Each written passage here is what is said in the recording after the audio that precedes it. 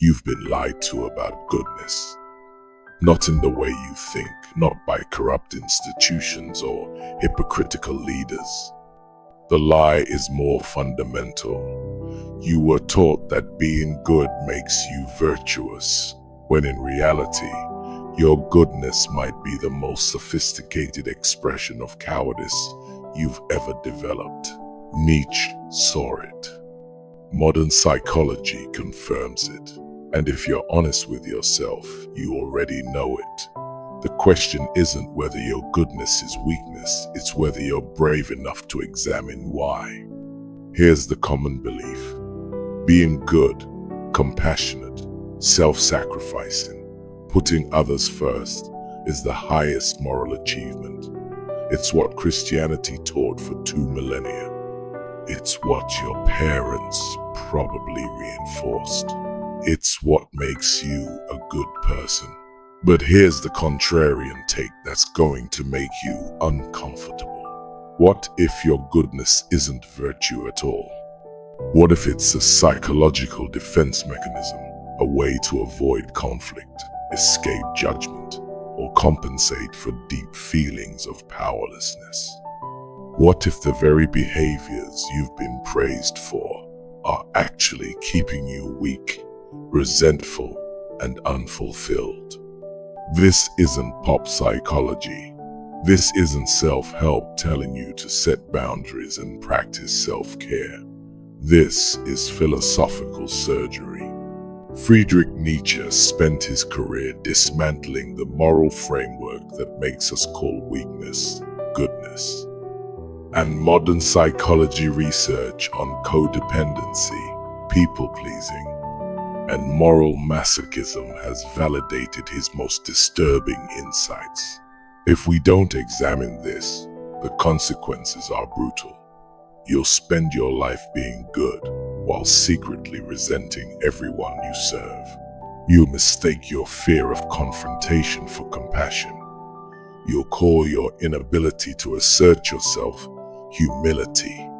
And you'll never understand why your goodness leaves you feeling so hollow. Let's investigate what your goodness is really hiding. Let's start with something you've probably experienced. You say yes when you mean no. You avoid conflict even when you're being mistreated. You prioritize others' comfort over your own needs, not occasionally, but as a default pattern. You've been praised for this. Maybe you've even built your identity around it. I'm just a giving person. I'm compassionate. I don't like drama. But here's what's actually happening psychologically.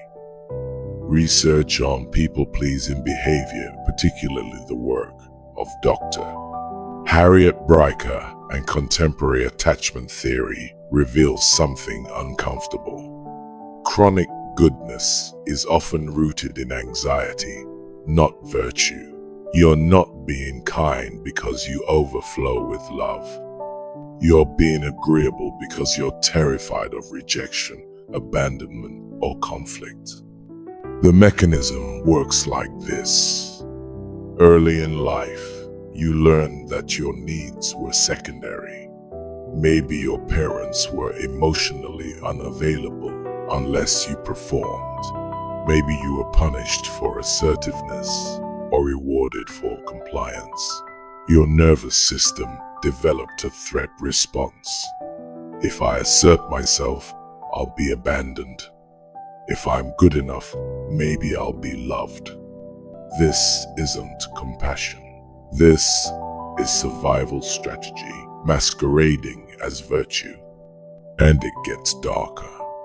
Psychology research on moral masochism, the tendency to derive identity from suffering and self-denial, shows that many good people are unconsciously addicted to their own martyrdom. You sacrifice yourself, then feel quietly superior to those who don't. You resent people for not appreciating your sacrifice. But you can't stop sacrificing because it's the only source of moral worth you know. Nietzsche would call this exactly what it is: slave morality. But we're getting ahead of ourselves. Quick aside, my mother said I wouldn't reach 100 subscribers with philosophy like this, but I believe these investigations deserve to exist outside academic gatekeeping. If you think accessible, rigorous philosophy matters, subscribe to Critical Essentials. We're building something here that refuses easy answers. Now, back to why your goodness might be your biggest psychological prison. To understand how we got here, we need to examine the historical origin of calling weakness virtue. And that requires understanding Christianity's radical moral inversion. Before Christianity, ancient virtue ethics, Greek and Roman philosophy defined goodness differently. Aristotle's virtuous person was strong, self-sufficient, capable of great deeds. The Romans celebrated virtus, courage, excellence, power. Weakness wasn't virtuous, it was simply weak. Then, Christianity entered history with a revolutionary claim. The meek shall inherit the earth, the last shall be first. Blessed are the poor, the mourning, the persecuted. Strength became suspect. Humility became the highest virtue. Self-denial replaced self-actualization. Now, this wasn't just a philosophical preference. This was a complete inversion of the value system. What the powerful called good, strength, pride, self-assertion, Christianity called sin. What the powerful called contemptible weakness, suffering, submission, Christianity called blessed. Nietzsche saw this as the most sophisticated psychological revenge in human history. On the Genealogy of Morals, he argued that Christianity wasn't born from divine revelation. It was born from resentment, the deep psychological resentment of the powerless toward the powerful. The oppressed couldn't defeat the strong through force, so they defeated them through morality. They made strength itself evil. They made weakness virtuous. They made the powerful feel guilty for their power. And it worked. For 2,000 years, Western civilization has operated on the premise that self-denial is holier than self-actualization, that suffering is redemptive, that the good person is the one who serves, sacrifices, and submits. But here's the question Nietzsche forces us to confront. What if this entire moral framework is just a sophisticated way for the weak to feel superior without actually becoming strong? Let's get precise about what Nietzsche actually argued, because this is where philosophy gets brutal.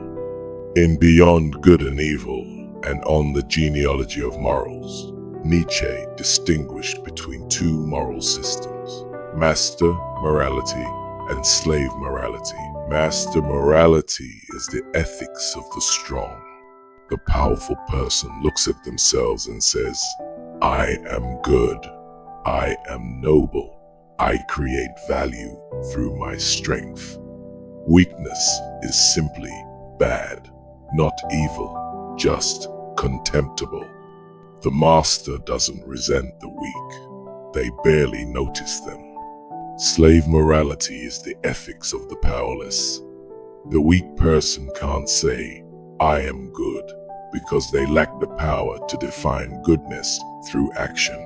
So they invent a different standard. They look at the powerful and say, you are evil, you are oppressive, you are prideful. Then, by contrast, they define themselves as good. I am humble, I am compassionate, I suffer, therefore I am righteous. Here's Nietzsche's key insight. Slave morality isn't about loving your neighbor.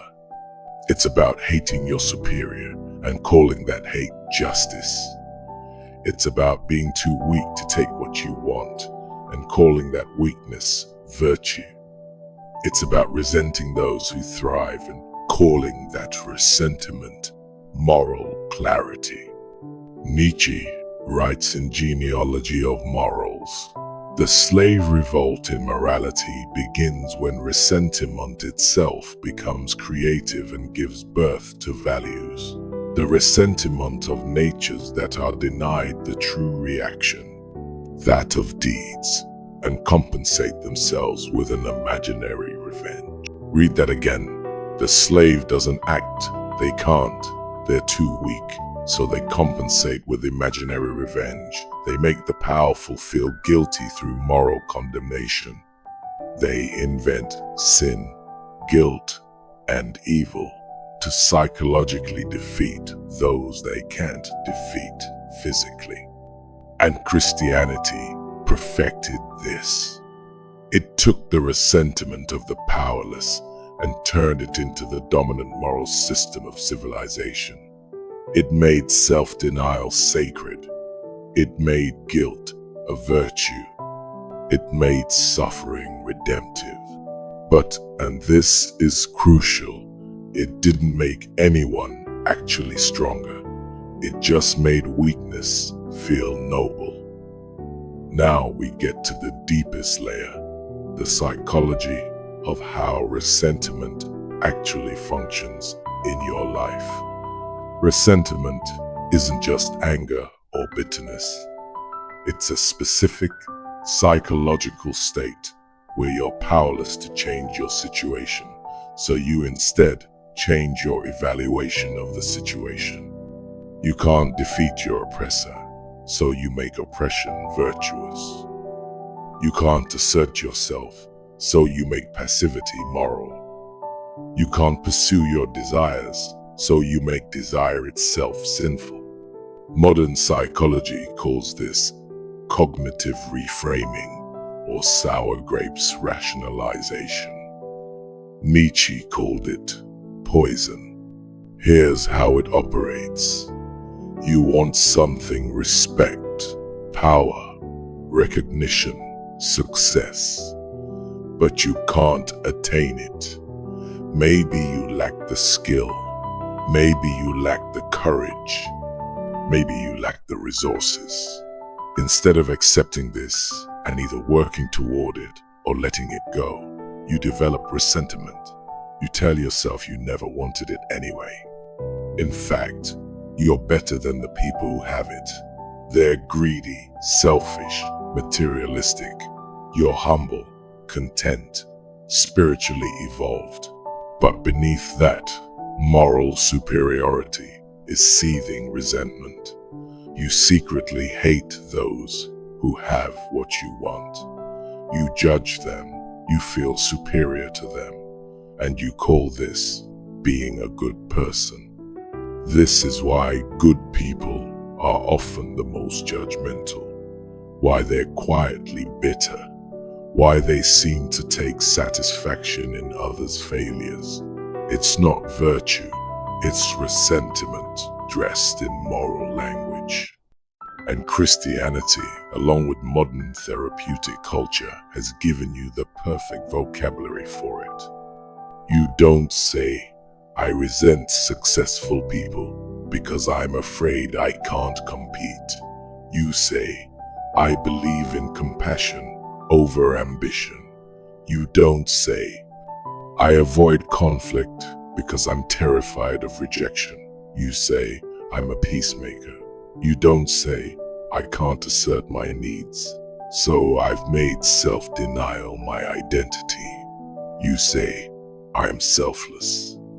Neuroscience research on moral disgust and in-group, out-group psychology confirms this.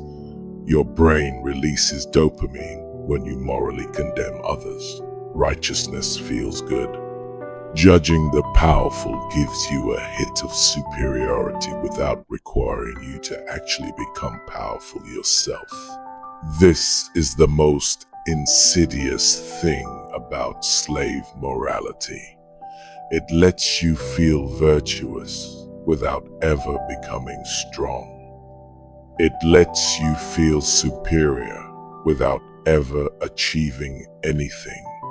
It turns your weakness into your identity and then defends that identity with moral outrage whenever it's challenged.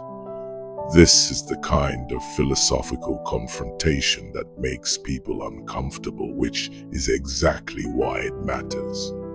My mother doubted anyone would care about investigations this challenging, but you're still here.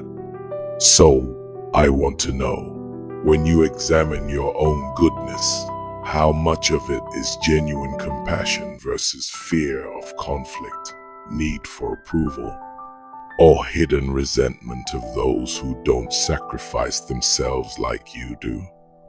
Be brutally honest in the comments. And if this depth is what you've been looking for, hit like so the algorithm knows thoughtful people still exist. Critical essentials. Philosophy that doesn't insult your intelligence. Now, the final piece of this puzzle. Let's bring this into your actual life, because this isn't just historical philosophy. This is operating in you right now. Think about the last time you did something good that you didn't want to do. Maybe you agreed to help someone when you were exhausted. Maybe you stayed quiet during a conversation where you disagreed because you didn't want to cause tension. Maybe you prioritized someone else's needs over your own, again, like you always do. Now ask yourself, was that compassion? Or was that fear? Because here's what Nietzsche understood that modern self-help misses. True strength doesn't require constant self-denial. Powerful people, psychologically healthy, self-actualized people are generous because they overflow with abundance, not because they're terrified of being seen as selfish. They're kind because they choose to be, not because they're afraid of conflict. They sacrifice when it matters, but they don't build their entire identity around martyrdom. The good person, operating from ressentiment, can't do this. Every act of kindness is secretly transactional. You give, but you keep score. You help, but you resent when others don't reciprocate. You're selfless, but you're quietly furious that no one appreciates your suffering. And the worst part, you can't stop. Because if you stopped being good, what would you be? Your entire sense of worth is built on this identity. So you keep sacrificing, keep people-pleasing, keep avoiding conflict, and call it virtue. Modern psychology has a term for this, codependency. It's the pattern where you derive your self-worth from being needed, from fixing others, from sacrificing yourself. It looks like love. It feels like compassion. But it's actually a desperate attempt to control how others perceive you, to avoid abandonment, to maintain the only identity you know. And Christianity sanctified this. It made codependency sacred. It turned the inability to assert boundaries into turning the other cheek. It made resentful servitude, loving your neighbor. It took psychological dysfunction and called it the path to salvation. Research on religious trauma and deconstructing faith communities is filled with people who spent decades being good, suppressing their needs, their anger, their desires, only to realize they were slowly dying inside. They weren't becoming Christ-like. They were becoming psychologically fragmented, resentful, and disconnected from their authentic selves. This is what Nietzsche warned about: a morality that makes you hate yourself for being human, that makes you feel guilty for having needs, that treats strength, assertion, and self-actualization as sins. And the question you have to confront is, are you strong enough to abandon that morality? So what's the alternative? If goodness is weakness, what does actual strength look like? This is where Nietzsche gets misunderstood. People think he's advocating for cruelty, dominance, or narcissism. He's not. He's advocating for something far more difficult: authenticity, self-overcoming, and life affirmation. Nietzsche's strong person, his Übermensch, isn't someone who dominates others. It's someone who has overcome the need for external validation.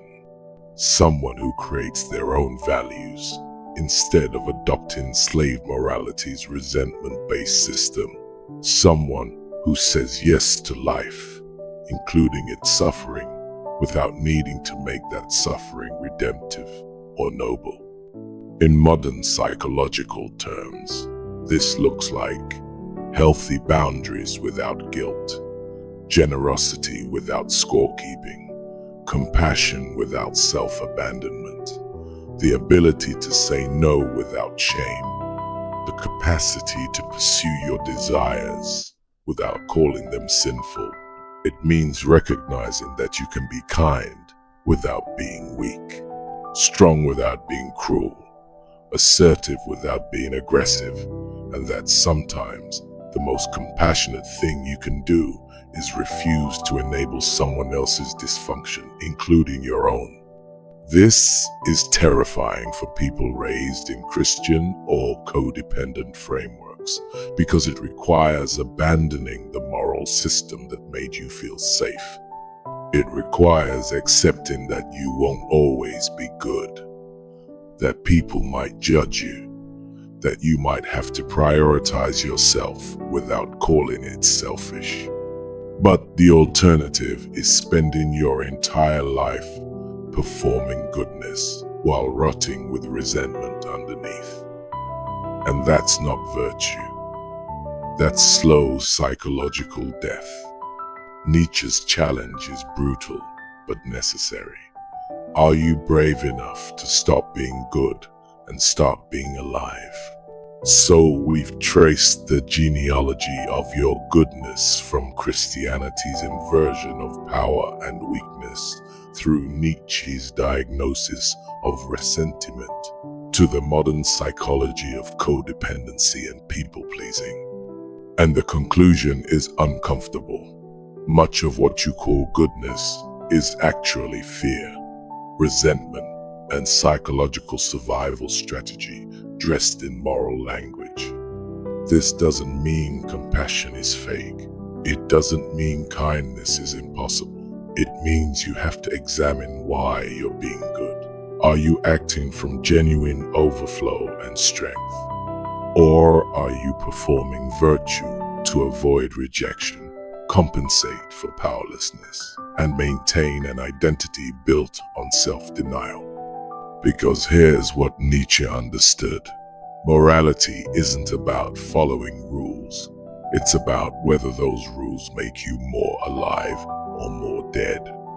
And a morality that requires you to constantly deny yourself, to feel guilty for your needs, to resent those who thrive that morality is killing you. My mother said philosophical investigations like this wouldn't find an audience. If you're someone who refuses easy answers and demands intellectual honesty from philosophy, then you're exactly why Critical Essentials exists. Subscribe, not for me, but because rigorous, accessible philosophy should exist outside paywalls and academic gatekeeping. The question that emerges from this investigation is urgent. If you abandon the morality of weakness, what fills the void? Nietzsche's answer, the will to power, self-overcoming, amor fati, demands its own examination. That's the next layer of this investigation, and it's waiting for you in the video library. And here's what I want from you. Have you caught yourself performing goodness while seething with resentment underneath? Have you sacrificed yourself so much that you don't even know what you actually want anymore? Be brutally honest in the comments. The conversations on this channel are where the real philosophical work happens. We're building something here. Philosophy that treats you like an adult capable of complexity.